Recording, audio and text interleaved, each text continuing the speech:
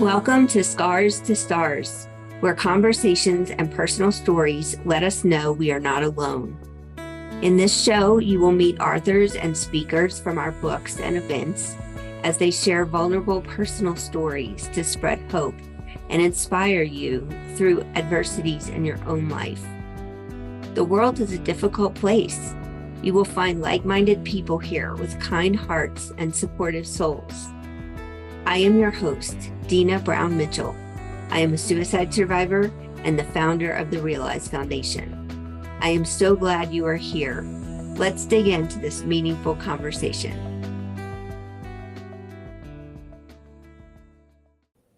Hi everyone, it's Dina at the Realize Foundation, and I have a special guest here today, Miss Rhonda Nelson. So glad to have you here. And I'm going to let you introduce yourself and tell us a story about your journey that you just told me, so everyone can catch up and see where we are going to have this conversation. Sure. So I'm Rhonda Nelson, and I'm really honored to be here today. It's such a pleasure to share.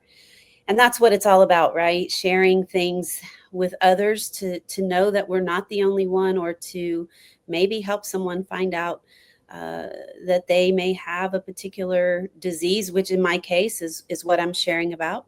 So I have AERD, which is aspirin exacerbated respiratory disease. I've had this disease going on 25 years. And in the beginning, when I got sick, I really thought I had a cold, and it just would not get better. And this went on for 6-8 weeks. And I really began to get worse. I began to have these just horrific wheezing attacks, sneezing attacks, and I mean just gut sneezes where I would sneeze 100, 200 times over a couple of hours period. And, we were visiting a lot of doctors to try to get answers. And I had never experienced nasal polyps or asthma or even just regular allergies as a child, or in my teens or my young adult years. But my nasal passages got so impacted, literally it felt like almost overnight, but it was over the course of a few months, where I couldn't get any air through my nose at all. So I was breathing continuously through my mouth. And I had those removed, and then I did rounds of allergy shots, and that was making me worse. I would be out on the road with my husband, who is Wayne Nelson of Little River Band. He's the lead singer and bass player. And I would spend time out on the road, and I would go into certain hotel rooms, and I would go into these just like literally almost anaphylactic shock situations and have to be rushed to the hospital. And so finally, after 2 years, I received a diagnosis that I had AERD, and that is a combination of chronic nasal polyps, chronic sinusitis, chronic asthma, and then the third and most difficult to diagnose part of this disease is the aspirin and NSAID sensitivity. So that means if you take an aspirin, or if you take something like Aleve or something like that, that it in my case sends me into anaphylactic shock. So I'm allergic to all of those and cannot take those. So it was quite the journey to find a doctor who could diagnose me. And now over the years, we did move around quite a bit. And so finding doctors was complicated, but also the Band-Aid drug for this disease, like many other diseases, is prednisone. So for many years, I was on massive amounts of prednisone, which has its own ramifications. I am happy to say that over the years, research has come a long way. Medications have come a long way. There are biologics out there. There's some other drugs out there. And I am beautifully medically managed. But I knew that I wanted to be able to share about this disease because it's not something that's well known. Even today, it's not really well known. It's much more so than when I was first diagnosed. But I also wanted to let people know that there's hope, and there is others of us AERD patients out there. So it's always comforting to know you're not the only one. That is true. That's what we're all about here. We're not alone. Someone else has been somewhere similar and can maybe help us how to find the way out, right? Yeah, Um, absolutely. so I'm wondering when you were diagnosed with that, how did that change, your daily life? Like what changed once you finally got the diagnosis? Well, I mean, obviously, I knew that I had to steer clear of aspirin and NSAIDs, and certain common over-the-counter medications has one or the other in it. So you have to be really careful about that. You have to pay attention to those kinds of things. But then also, just the sensitivities that certain things would set me off, cigarette smoke, um, you know, mold in an air conditioning system. I still had to be real careful about those things. And then you have those times of years like spring and fall. Still to this day, spring and fall, I struggle, but I'm very well medically managed. I just have to take extra Mhm. antihistamines and things like that. But you are well aware of these things. The other thing too, I mean, there is no cure for AERD, and there's not a great understanding about why certain people have it and certain people don't. And so, um, there are a lot of things out there that patients with AERD can do. And I just tried everything, especially in the early days before the biologics came along. Um, I tried everything. I'm a firm believer in Western medicine, but I'm also a firm believer in some non conventional modalities that help. And what I say about that is that everybody should just try a lot of different things. For me, staying um, I shouldn't say constant, I should say consistent chiropractic care has been one of the things that has helped a lot. What we do know about AERD is that your body, like a lot of other diseases, your body has a lot of inflammation in it. So anything that you can do to help alleviate or tamp down that inflammation in your body is gonna help just with your breathing, with hopefully with the non-reoccurrence of nasal polyps and things like that. Um, so it made me have to make some better choices about things, Mhm. um, but it also, at least I had an answer to what it was. So in the early days, I always traveled with a nebulizer. And in those early days, they were big and bulky and you plugged them in. Now you can get little portable guys on Amazon that charge with USB. You can carry them in your handbag or your tote bag. And so that makes it a lot easier. In the early days, I was petrified to be without my nebulizer. Mhm. Um, but I am not, I mean, I still have it close by, but I'm not quite as angst about it now because I am so much more well medically managed. That's good. Well, as we were talking before we started recording, about a year ago, I was working in an office of a restaurant that was about a 25-year-old building, and they were remodeling it and replacing the kitchen floor and some other big things. So, I mean, were tearing down walls and stuff like that. And I got pneumonia for the first time in like 20 years or more. And I didn't really think a lot of it. I lived in a ski town in Colorado at 10,000 feet, and I never really had trouble breathing. And then I got it again a couple months later, and then I had kidney stones, and then I had pneumonia again. And then we moved to Colorado Springs, and we got here in November of 24. And this is the first month. Well, I'm sorry, May will be the first month since November that I haven't had pneumonia and prednisone. So like 6 months in a row.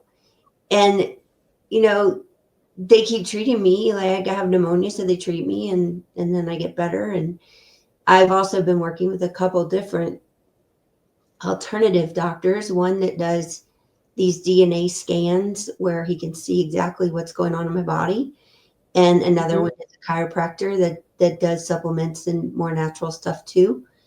And what I'm learning is, I mean, all of a sudden they've told me I'm allergic to gluten, I'm allergic to dairy, I'm allergic to apples and bananas, cinnamon, like all this random stuff. And it's like, okay, I don't mind changing my diet or eating more healthy, but like I can't even figure out what to eat on a regular basis anymore because I'm allergic to so many things.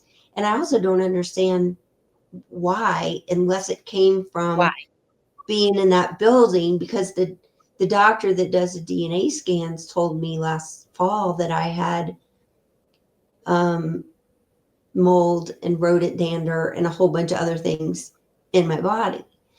And so I don't know if you've heard of something similar like that or like what you would suggest, but it's it's like one day I'm totally fine, and then the next day all these things are happening, kind of like what you said on the road when this started for you. And it is such a long journey to try to figure it out. And I think I'm sure there's many other people in the world that are experiencing similar things. And I wonder, with you, with your history and knowledge, like what would you tell somebody like me or somebody else that's going through something like that? Well, so I'll go backwards just a little bit. What I did find out in my early 20s and mid 20s, I was prescribed a lot of antibiotics. Every time I had even the slightest sniffle, I was given antibiotics. And we do know that there is a link to heavy antibiotic use and AERD, Mhm. especially in middle-aged women. And it's more women that have AERD than men. So, that as you're telling me, as you're sharing with me your story, that automatically comes to mind because I know with pneumonia that they typically give a lot of antibiotics. But what would I say to someone? This is where I've just become so adamant. I wish I could go back and tell my younger self to do more of what I talk about today and the things that I do today, because I think I might have been able to get a diagnosis sooner. Um, one of the things I say is keep a journal of everything that's going on with your body. It's not fun, it's time consuming, but it will paint a big picture, especially when you go to see your physician or your medical team or whatever. You will be able to tell them things that are happening that they can't see in that very short period of time that we have in front of them. Mhm. So that's number one, because they're only putting together the pieces that you can quickly tell them. And I think, uh, like I do, that our healthcare system here in America is broken. We don't get as much time as we used to with our physicians. We don't have the opportunity to spend an hour and a half with most of them most of the time. And so we can only quickly share. And so we need to go in prepared. We need to go in and say, these things are happening, not just happening when I'm sitting in front of you, but happening in my daily life. And really start to take note. Um, we know that gluten is an issue for a lot of people now. We know that dairy is an issue for a lot of people now. So if you're eating those things and you're starting to realize, wow, I'm getting really a lot of phlegm in my throat, or I'm not feeling well, make note of those things. And then the other thing is, we our generation and those generations before us were always kind of taught whatever your doctor says is the wherewithal and be withal. Just don't ask any questions, follow what they say. And I have to say, I think that's not always the case. We need to ask questions. We need to speak up and say, no, that's not working for me. I need you to understand that. And it's not always, there may be other answers out there. If what they're saying to do is not working, then obviously there are some other answers out there. And so we have to keep asking questions, finding other doctors, finding other non-conventional treatments that may help. And you just have to, it's like you're just plucking apples off a tree until you find the right one that can give you some answers. And I probably saw 5 doctors or 6 doctors in the same specialty before I was actually diagnosed. The reverse side of that coin is, how much are you willing to invest in yourself to make yourself healthy again, or to get some answers about your health? And so I think that it's really important for people to know that the options are out there. You just have to seek them. Yeah, I agree. I mean, just 2 weeks ago, I saw my primary care doctor, who's known me, 3 months, and like you said, we have to be our own advocate because we know the whole history and they do not. And I asked him to refer me to a specialist for something that I think is part of the problem. And he said, well, I don't know that that's appropriate because it's not, your issues are pulmonary, and I was like, well, yeah, I have pulmonary issues, but that's not where it starts. It's starting in my throat. And so I wanted to see somebody to get a CT scan of my throat to figure out what's going on in my throat, because it's been a problem for a few years. And he wants to see me again before he will do that. And, I understand the rules he has to go by, like you're saying, but at the same time, it's not always the best answer or path for the person who is telling you what they're experiencing. And you have to have some other proof to get us the help we need. Right. We're also faced with a situation that we're starting to see more and more functional medicine practitioners, which they tend to really deep dive into the root cause, not just put a Band-Aid on it. And listen, I take a biologic and I'm very well medically managed with that biologic, but that's a Band-Aid, in my opinion, because I still don't know the root cause of this disease, right? I don't know why this disease happened in my body. I have treatment for it, but if you can get to the root cause, then you can start to adjust some other things, right? But we're faced yet again with another challenge. I don't know any functional medicine doctor that I've come across that's willing to deal with it. I can hear you now. Yes.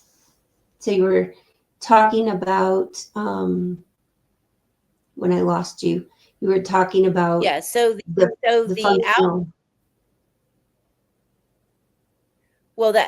outlay of money that I think I've lost you. Have I lost you again? I'm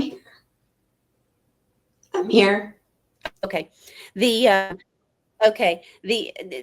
outlay of money to go to practice is quite expensive. And so I say to, when I talk to groups and to people about AERD and whatnot, I say, just put your bulldog costume on. You just have to be a bulldog with your healthcare. Hi there, it's Dina. If you like our podcast and you're enjoying learning about other people's stories of overcoming adversity, please go over to therealizefoundation.org and support us by donating. We believe that conversations, community, and personal story can change lives, and reduce suicide ideation. And we also have a way, if you have a business, you can support us without money out of your pocket. So go on over to realizefoundation.org and look at the donate page, and you can learn how to support us as a business, and also you can donate any amount. Thank you so much. You know, it's quite expensive, and most of them don't want to deal with insurance. And one of the reasons they don't want to deal with insurance is because, for the exact reason you just gave an example of, it's called step down therapy when it involves medications. You know, your physician knows that let's say there's drug A, B, and C that could work for whatever disease you have. Your physician knows that drug C would be the best for you, but the insurance company is forcing him to give you A first, let that work or not work, B work or not work, and then finally C, because he ultimately knows A and B aren't going to work, but he's forced to give you that. So yeah, there's a lot of that goes on that makes getting proper diagnosis extremely difficult. I don't think we're going to change our insurance system and our healthcare system in a day, a week, a year, a month, whatever. But what I do think is, the more we talk about it in conversations like you and I are having, the more people are aware, the more people are talking about it, and the noise of the problem is rising and rising. Yeah, that is very true. I think that's true with everything, just like suicide prevention. If we can't talk about it, we can't fix it. That's And right. there's just so many people that are scared to talk about it. And so Right. that's similar thing. And I think that, you know, the reason we talk about all these different subjects on this podcast is because all these different things are what get people to suicidal ideation. And health is a big one. Health is, I mean, when you don't know what's wrong with you and you can't breathe, I mean, that is like death staring you in the face, because you don't know what's wrong, you don't know how to fix it, and it's scary. Yeah. You know, I say breathing's not optional. We have to figure out what's wrong and how to do it. But here's the thing. And you do bring up a good point, and it's, you know, before I was diagnosed, and even in early time after my diagnosis, from the outside, I looked perfectly fine, and people didn't understand what my disease was. Some people didn't even know I had anything wrong, because my flares would mostly happen in the wee hours of the night. And so, you know, you're having a flare and you deal with that, say, for 3, 4, 5 hours, and then you have to get up and go about your day, right? And you trudge through your day. But here's what happens. You're mentally exhausted. You're physically exhausted. You start to alienate yourself. In my case, before my diagnosis, I didn't want to have a flare around anyone, because it was embarrassing to a degree, but I just didn't want people to go, oh, you know, I feel sorry for you. You're going through this, right? And so there was that. So now your mental health is affected because you start to isolate yourself. You have you start to develop low self-esteem because you can't do the things that you used to. Can't breathe well. And so it's just this vicious cycle. And then now, not only are you dealing with a disease of your respiratory tract, but you're also dealing with these mental things that come along with it.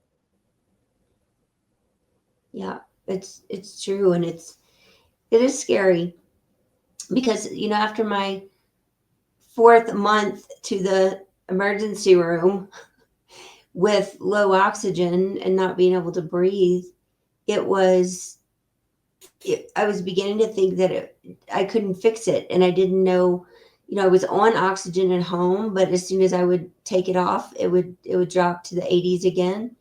And it's like you just don't know. Like I said, it's scary because you don't really know what's causing it, and then you really don't know how to fix it. Right, right. Mm-hmm. But I like to share with people that I talk to that there is hope out there. There's resources, and don't be afraid to reach out and use the resources. But the other thing, I think we learn if if anything good came out of COVID, I think we learned that we can have conversations with people literally all over the world relatively easy, just like you and I are doing now. And that creates a sense of I'm not alone. I can reach out to this particular group, or I can reach out to this particular person, and have these conversations. Whereas, I know that Zoom was pre-COVID, but it wasn't widely used. And it was a lot of times used in businesses only.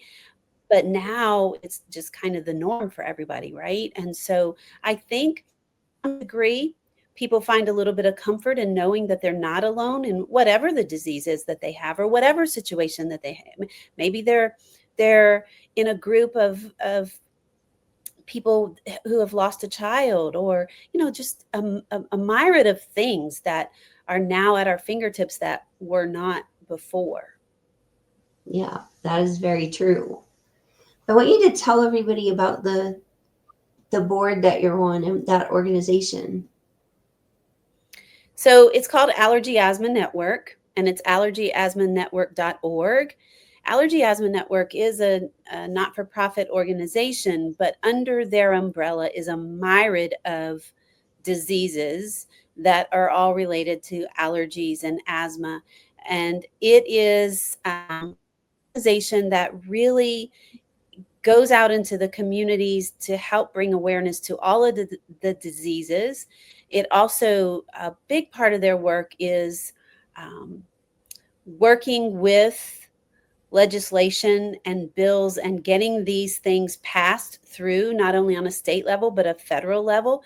And it's everything from like having EpiPens in schools and inhalers in schools, and getting sesame on food labels. And it's across the board what they work for and towards with all these different bills. That's a big role to play.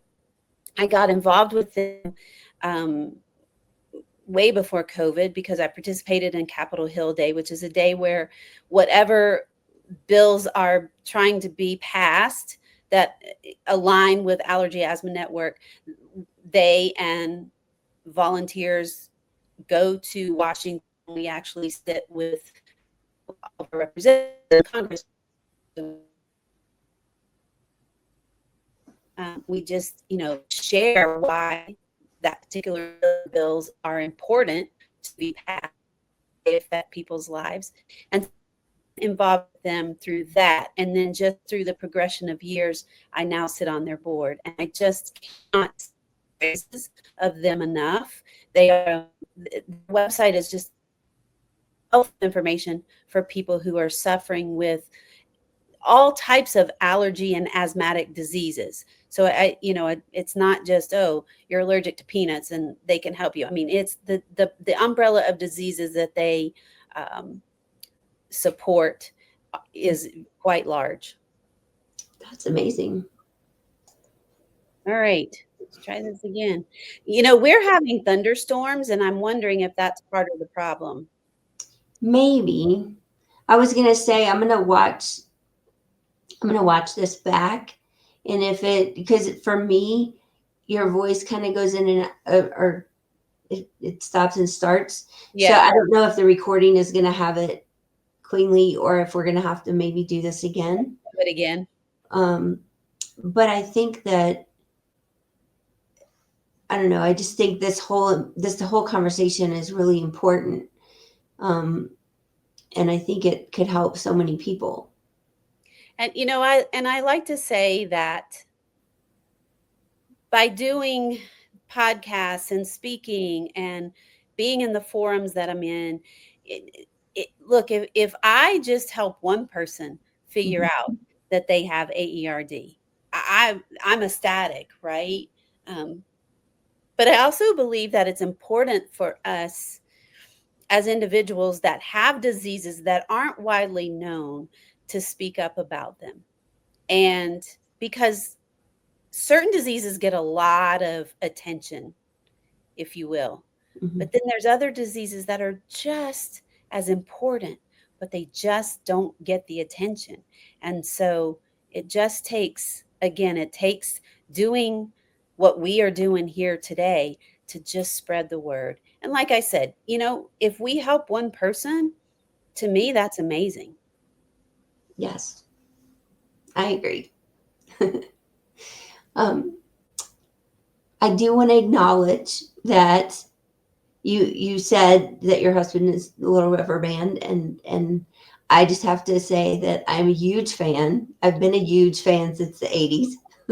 Thank you. And that music is something that really helps me, Mhm. and some of those songs are part of that. So Yeah, it's truly amazing to hear the stories that people have attached to the music. And so it's the band's 50th anniversary this year. It's my husband's 45th year in the band. And it also happens to be our 25th wedding anniversary. I just like to throw wow. that in because it's a big year for us. Yeah. But you know, I when I'm on the road, again, I just like to share with people, and people who have heard me either on podcasts or seen me speak will come up to me, and I love meeting people that way and hearing their stories. But I'm also just people that come to the shows and they tell us what the songs mean to them, or what memory they have attached to the songs. I'm telling you that I have chills talking about it. It's the stories are absolutely heartwarming. There's some sad stories too, but it music has a way of comforting and healing people. Yes. And my husband just feels so blessed that he is still out there touring. They tour every weekend. They do about 95 to 100 shows a year. And it just, he turns 75 this year. And he said, I still absolutely love getting up on the stage and sharing the music. But the other thing that Wayne and I have done is that we are blessed to have the pathway of Little River Band to use to raise awareness for a lot of things, not just for the disease I have, but for a lot of organizations that have become near and dear to our heart, and to, just use that path to give back to our community where we live, but also communities all over the country. It's just something we really feel honored to be able to do, and we feel that that is just something that we're meant to do with the name that we are attached to.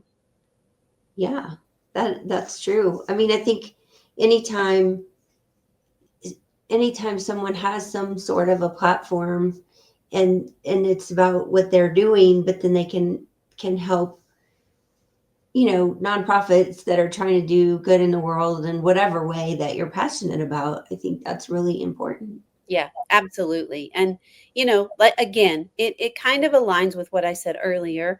There's a lot of organizations out there that do a lot of good work for a lot of they're really big organizations, and they got um, Mhm. a lot behind them, and Mhm. they're for well-known causes. But there's also a lot of organizations out there that are smaller, that their causes are just as important and equally important. And those are the people that we love to be able to help. Yeah, I agree. When you're talking about the songs and how people have stories, it reminds me of when we first started publishing our books, and the stories we would get from people. It makes me emotional to talk about this, but somebody would send me a text or a Facebook message or an email and say, I read this person's story and I had no idea anybody else had dealt with this. Mhm. And, it just, it just means so much Yeah.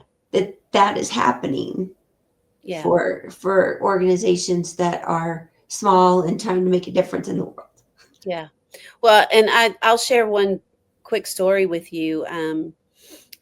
There was someone that, so after, this was before COVID, they do some of this now, it's just done differently, but before COVID, after every show, my husband and the other guys in the band would go out into the lobby, or to where, if it was an outdoor festival or something, where the merchandise was, and they would do meet and greets, and just meet the people and hear their stories and take pictures. And when I was on the road, I would go as well.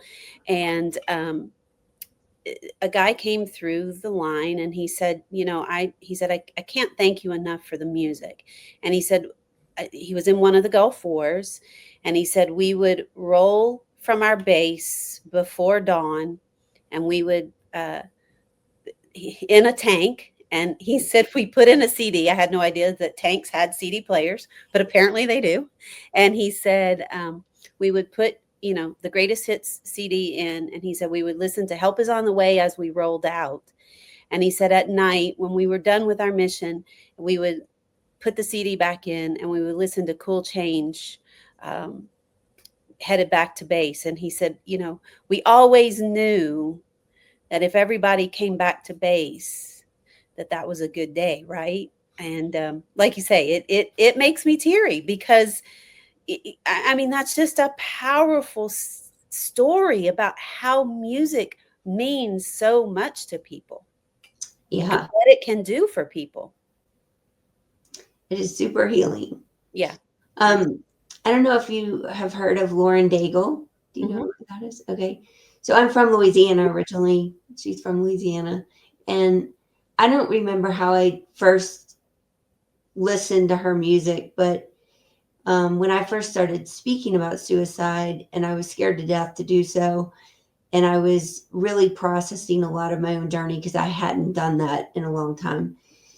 And it was a hard time. And her music, especially her song Rescue, was like one of those songs.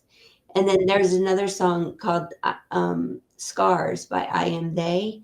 And that's where our name for our books came from. Is I listened to that song thousands of times, because it was just one of those songs that would make me feel better, sometimes cry, whatever. Yeah. But the songs from the Little River Band, I feel like were so prominent in my teenage and 20s years. And when I was reading about some of the stuff you do, I found a video. It looked like it was an older video, that maybe about how you met your husband at the concert, and how he wrote on your jeans, so you knew where the next shows were. I thought that was so cute. Yeah. It was interesting too, because we met, and I happened to be backstage with some friends, and honestly, I'd had another tragedy that had just happened the year before that, in my life. And so I probably wasn't in a really great space, but I was mustering through. And contrary to what the vision implies, that I was at a concert, I met him at a concert, and then I was backstage, contrary to all of what everybody probably sees in their head. He and I, both of us were completely sober, and he and I sat and chatted about all of the nonprofit work that he was doing at the time and I was doing at the time. And so, I don't know. I think the things that he and I had been through, the tragedy I had been through, and then a similar tragedy that he had been through many, many years before that. I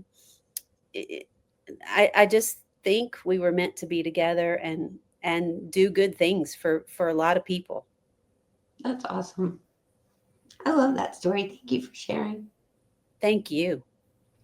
I think I would love to talk to you about our books, because I think, you might want to write a chapter in our book. That would be awesome. I would love to do that. I would love to do that. Well, is there any last words you want to leave with our audience? What I really want to say again is I just, from a patient side of things, don't give up. Be your own advocate. I mean, ask questions. Don't take no for an answer. When you're struggling to find the answers or a diagnosis, just keep, like I said, put your bulldog costume on and push through and until you get the answers that you need. But the biggest thing is that there is hope out there. Whether we can feel it or see it or experience it in the moment, chances are we're not the only ones going through what you're going through at the moment. And so it's helpful to reach out to the resources and to the forums and to the patient groups and patient advocates that can help guide you through, navigating insurance and things like that. So just, there is hope. There is hope out there. Well, thank you so much for being here, Rhonda. I'm so happy that you shared your story, and I think it's a unique story that not a lot of people maybe understand, and if they're going through something similar, maybe it will, give them a lot of insight. Absolutely. It was such a pleasure to be here. I've really enjoyed our conversation. Thank you.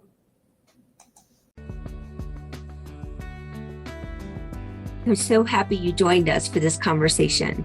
My wish is that you found comfort and hope in your own unique situation. If you resonated with our message, please head over to therealizefoundation.org, where you can apply to write your own story in one of our books. You can also download our 60 Ideas for Self-Care on the resources page. I can't wait to hear from you. Until next time, you are not alone, you are worthy, and you are enough.